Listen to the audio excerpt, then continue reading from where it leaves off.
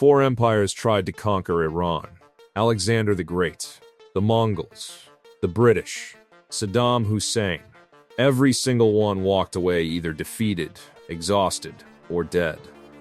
Now in 2026, with US warships off Iran's coast, the same question is back on the table, so let's actually answer it. Iran's geography is not just difficult, it's designed to kill armies. Iran is not a country you can just march into. At 1.65 million square miles, it's roughly the size of Alaska, except Alaska doesn't have 90 million people. Two massive mountain ranges, and two of the hottest deserts on the planet sitting between you and your target. On the western border, the Zagros mountain range stretches over 1,000 miles. These aren't rolling hills. We're talking peaks over 14,000 feet, with narrow canyon passes, no water sources, and elevation changes so brutal that tanks and heavy artillery simply cannot function. Every single approach through those mountains turns into a kill zone. There's one way in, and whoever's defending it sees you coming from miles away. To the north, the Alborz Mountains run along the Caspian coast with peaks topping 18,000 feet, taller than anything in the continental United States. Even Soviet forces during World War II refused to push through them. They stayed on the coastal plains and went no further. And if you try to go through the middle to bypass all that, you hit the Dasht-e-Kavir and the Dasht-e-Lut deserts. Ground temperatures over 160 F, zero water, zero cover, and hundreds of miles between population centers. No supply convoy survives that. No army feeds itself through that. This isn't ancient history speaking. It's physics. And remember, behind that geography, you're not dealing with a small volunteer force. The numbers alone should give any military planner pause. With a regular army, a massive conscript force, and the Revolutionary Guard all layered on top of terrain that already favors defenders, you're not looking at a short operation. You're looking at a generational commitment. Saddam Hussein had American weapons. He still lost. Let's go back to September 22, 1980. Saddam Hussein launched a full-scale invasion of Iran. He had American intelligence. He had French-built fighter jets. He had US-supplied weaponry. And he had a plan to exploit the chaos of Iran's brand-new revolutionary government. Within a month, Iraqi forces had captured Iranian cities. Saddam thought it would be over in weeks. What happened instead became one of the most brutal military failures in modern history. Iran didn't collapse, it unified. The invasion turned ordinary Iranians into fighters. By attacking, Saddam gave the new Iranian government exactly what they needed to consolidate power: a foreign enemy. Iran counterattacked, and what followed was 8 years of grinding trench warfare, chemical weapons, human wave attacks, and mass death. Iraq threw American intelligence, chemical weapons, and billions in foreign aid at the problem. None of it was enough. 8 years later, the front lines were almost exactly where they started. Neither side controlled 1 inch more of meaningful territory than they had in 1980. Over 1 million dead. Hundreds of thousands permanently wounded. 8 years of the most advanced conventional military hardware the 1980s could supply. And Iran was never conquered, never occupied, never broken. If Saddam with American backing couldn't do it in 8 years, that's the baseline you're working from. Not a hypothetical. A documented, proven result. Afghanistan was a practice run. Iran is 2.5 times bigger. You want the clearest modern comparison? Afghanistan. The US went in after 9/11 in 2001. The Taliban government fell in weeks. On paper, it looked like one of the fastest military victories in history. But then came the part nobody talks about in the victory speeches.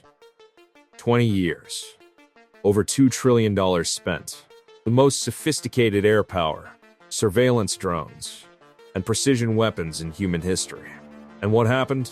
The Taliban retreated to the mountains, became impossible to dislodge, and the moment US troops left in August 2021, the Afghan government collapsed in days. Now here's the brutal comparison. Afghanistan is 252,000 square miles with 40 million people. Iran is 636,000 square miles with 90 million people, more than double the population and 2.5 times the physical size. Afghanistan has the Hindu Kush. Iran has the Zagros, the Alborz, and two major deserts on top of that. The mountain ridgelines where the Taliban hid from US forces for 2 decades? Those are hills compared to what Iran offers as natural defensive cover. If the US couldn't hold Afghanistan after 20 years and $2 trillion, the math on Iran doesn't work in anyone's favor. That's not opinion. That's arithmetic. And Iran has something Afghanistan never had. A 2,500-year national identity built specifically around resisting foreign invaders. Every Iranian learns in school about the times their ancestors fought off the Greeks, the Arabs, the Mongols, and the British. Occupation doesn't break that kind of culture. It feeds it. The Fordow problem. You can't bomb what's 80 meters underground. Here's where the conversation usually goes. Fine, we can't invade. But we can bomb. And yes, the US absolutely can conduct airstrikes. But there's a specific facility that makes the entire air campaign argument fall apart. It's called Fordow. Fordow is Iran's uranium enrichment plant. It's not sitting in the open somewhere you can hit with a cruise missile. It is carved directly into the side of a mountain, buried under more than 260 feet of solid rock and reinforced concrete. Even the US's most powerful non-nuclear weapon, the Gibu-57 massive ordnance penetrator, a 30,000-pound bomb specifically designed to destroy underground bunkers, can only penetrate about 200 feet of earth before detonating. And that's if the geology cooperates. Fordow's engineers knew exactly what they were building, and they built it to survive exactly that kind of weapon. And Fordow is just one site. Iran has been dispersing its military infrastructure for decades. Missile production facilities, command bunkers, fuel depots, weapons manufacturing. All tucked into mountains, hidden underground, spread across a country the size of Alaska. You can damage Iran from the air. You cannot dismantle it. Every strategic asset you want to destroy has been deliberately placed somewhere a bomb either can't reach or can't find. Air campaigns break armies in the open. Iran has spent 30 years making sure nothing important is in the open. The Strait of Hormuz.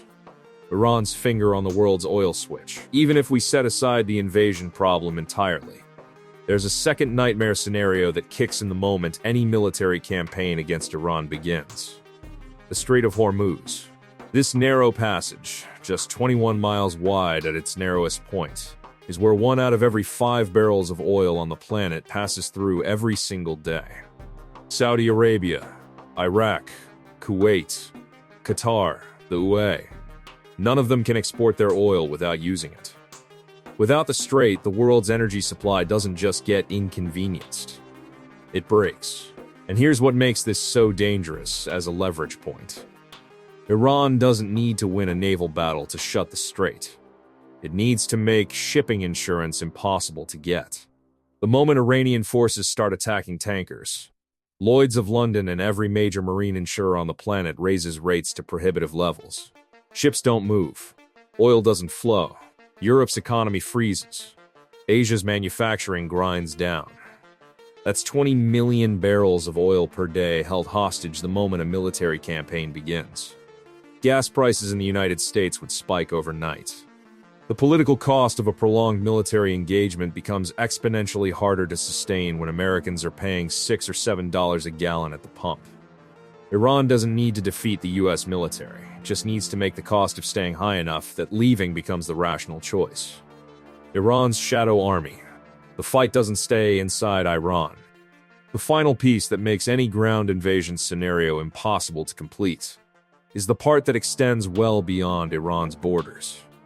Over 4 decades, Iran has built what military analysts call the axis of resistance, a network of armed proxy groups positioned across Iraq, Syria, Lebanon, and Yemen, each one capable of opening a new front the moment US boots hit Iranian soil.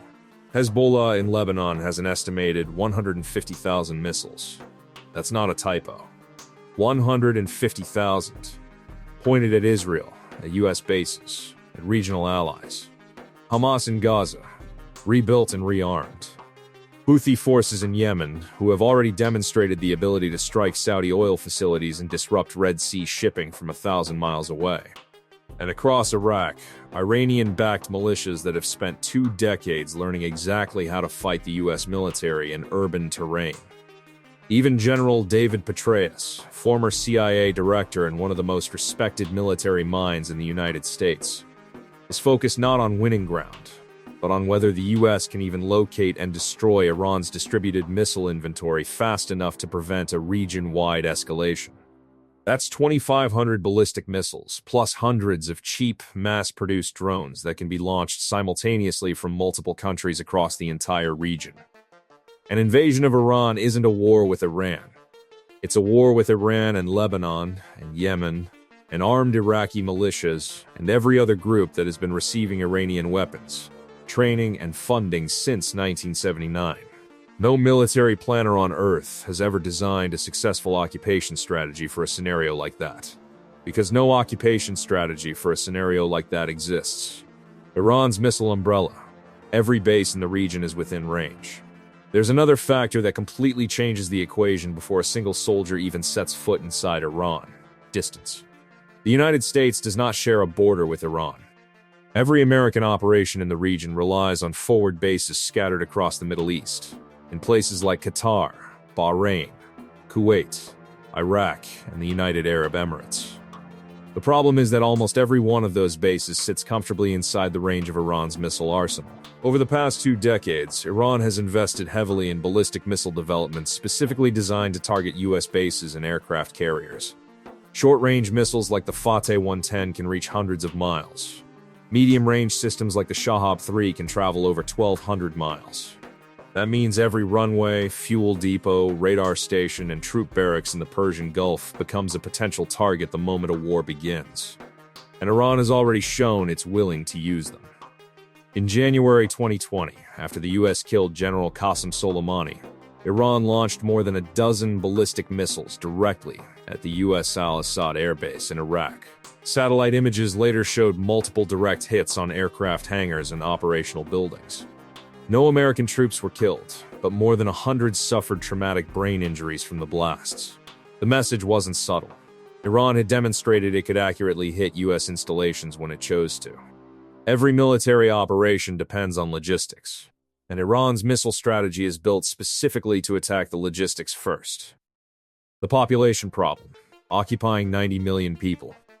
Even if you somehow solve the geography problem, the missile problem, the proxy war problem, and the economic shock problem, there's still one final obstacle that no military technology can solve, people. Iran has a population of roughly 90 million. That makes it one of the most populous countries in the entire Middle East. For comparison, Iraq had about 25 million people when the United States invaded in 2003. Afghanistan had roughly 30 million. And both of those occupations stretched U.S. military resources to the breaking point. Military doctrine has a rough rule when it comes to occupation. To maintain control of a hostile population, you generally need about 20 to 25 security personnel for every 1,000 civilians. That's the ratio used by military planners studying counterinsurgency operations. Apply that math to Iran. 90 million people would require well over 1.8 million occupation troops just to maintain basic control across major cities, infrastructure, and transportation networks. The United States military today has about 1.3 million active duty personnel total across all branches, not just soldiers available for an invasion. Even if every available ground troop were deployed, the numbers still wouldn't come close to the force required to occupy a country the size and population of Iran. And history shows exactly what happens when the troop levels aren't high enough. Now scale that problem to a country more than twice as large with triple the population. An occupation force would not just face an Iranian military. It would face tens of millions of civilians who know the terrain, speak the language, control the infrastructure, and can disappear into cities of millions overnight. At that point, the question isn't whether an invasion succeeds. The question becomes how long any occupying force could survive. The U.S. military can absolutely strike Iran. It can destroy infrastructure, hit leadership, and degrade its capabilities from the air. But striking a country and controlling a country are two completely different things. History has answered this question 4 times already. The mountains haven't moved. The math hasn't changed.